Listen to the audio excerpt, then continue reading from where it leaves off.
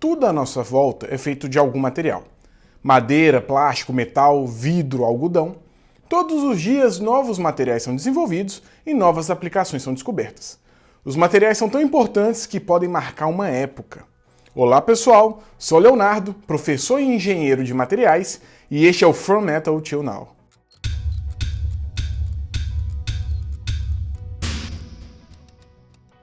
C.J. Thomsen, que foi diretor do Museu Real de Antiguidades Nórdicas em Copenhague no século XIX, fez uma organização dos artefatos do seu museu.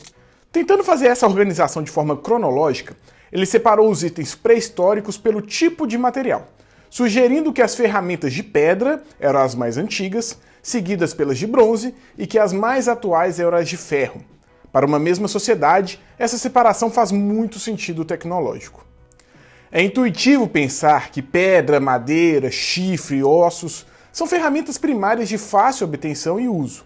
Elas foram utilizadas por hominídeos, sendo que a idade da pedra tem seu período paleolítico datado de 2,5 milhões de anos atrás. Mesmo nos dias de hoje, existem seres que estão vivendo sua própria idade da pedra, como orangotangos que usam gravetos para coletar alimentos, ou macacos prego que usam pedras para abrir nozes. Inclusive, algumas pessoas do setor do petróleo dizem: a idade da pedra não acabou por falta de pedras.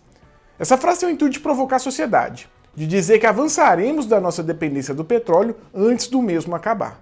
De todo jeito, na literalidade da frase temos um fato: a idade da pedra passou.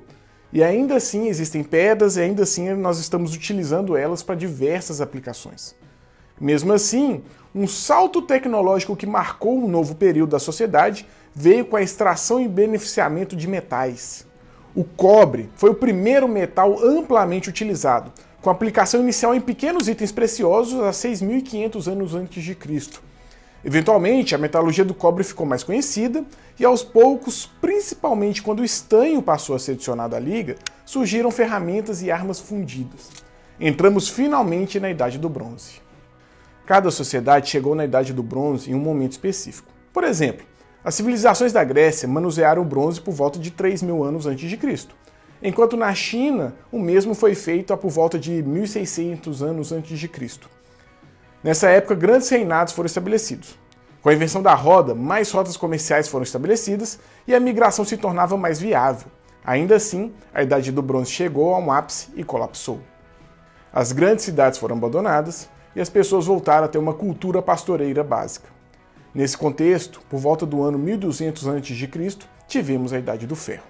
O cobre puro tem uma temperatura de fusão de 1083 graus Celsius. Já o ferro, também puro, tem uma temperatura de fusão de 1538 graus Celsius. Dessa forma, o cobre obtido era facilmente trabalhado em fundições. Já o ferro era difícil de conformar, ou de ter sua composição ajustada.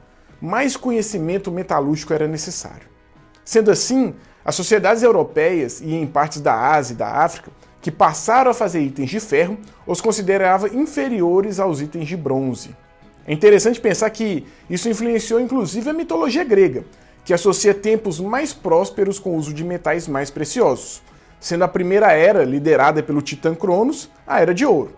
Depois vieram as eras de prata, bronze, a Era Heróica e por último a Era do Ferro. Ainda falaremos com mais profundidade do cobre, do bronze, do ferro e de outros tantos materiais e assim como suas propriedades. Então se inscrevam e acompanhem para não perderem nada, tá?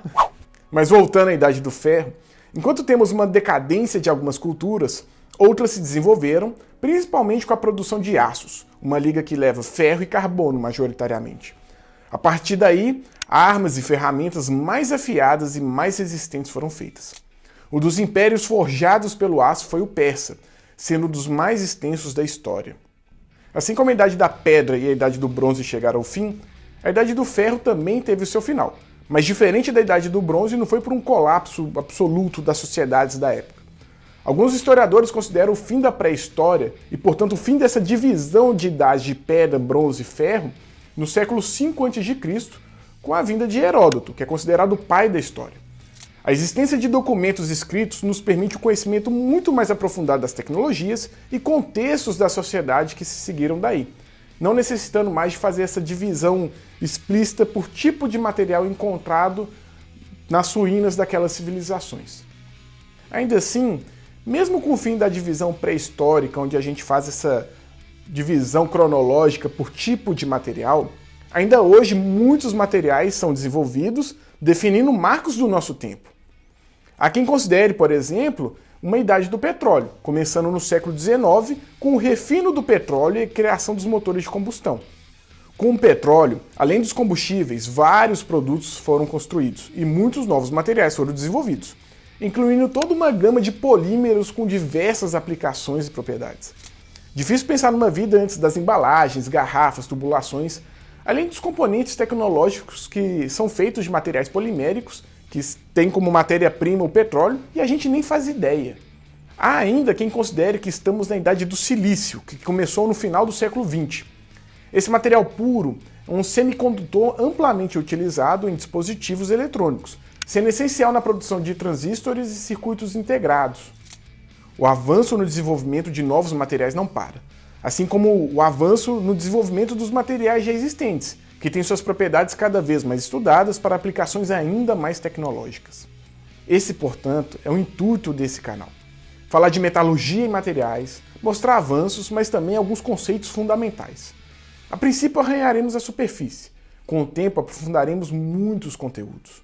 Há muitos desafios, problemas e soluções que passam pela ciência dos materiais. E daqui nós falaremos de tudo, partindo dos metais até os dias de hoje. Curtiu? Se inscreva que esse é só o começo. Envie seu comentário com dúvidas, sugestões e eventuais correções. Então é isso, pessoal. Tudo de bom para vocês e um grande abraço.